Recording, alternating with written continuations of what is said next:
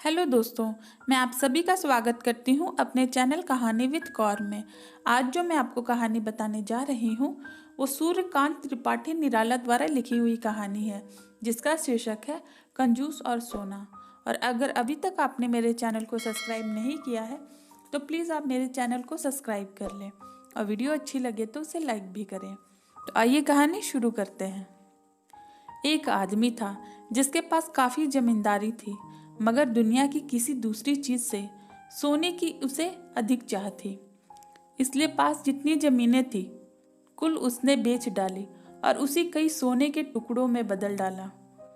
सोने के इन टुकड़ों को गलाकर उसने बड़ा गोला बनाया और उसे बड़ी हिफाजत से जमीन में गाड़ दिया। उस गोले की उसे जितनी परवाह थी उतनी ना बीवी की थी, ना बच्चों की, ना खुद अपनी जान की। हर सुबह वह उस गोले को देखने के लिए जाता था और यह मालूम करने के लिए कि किसी ने उसमें हाथ नहीं लगाया। वह देर तक नजर गड़ाए उसे देखा करता था। कंजूस की इस आदत पर एक दूसरे की निगाह गई। जिस जगह पर सोना पड़ा था धीरे धीरे वह ढूंढ निकली गई।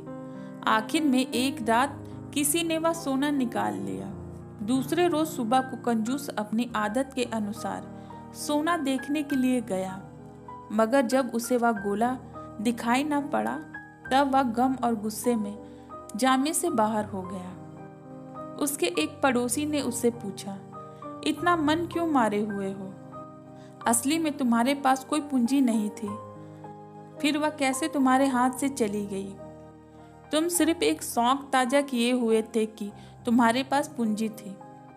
तुम अब भी ख्याल में लिए रह सकते हो कि वह माल तुम्हारे पास है। सोने के उस पीले गोले की जगह उतना ही बड़ा पत्थर का एक टुकड़ा रखवा दो और सोचते रहो कि वह गोला अब भी वहीं मौजूद है। पत्थर का टुकड़ा तुम्हारे लिए सोने का गोला ही होगा, क्योंकि उस सोने से तुमने सोने वाला काम नहीं लिया। अब तक वह गोला तुम्हारे काम नहीं आया। उससे आंखें सेकने के सिवा काम लेने की भी तुमने नहीं सोची।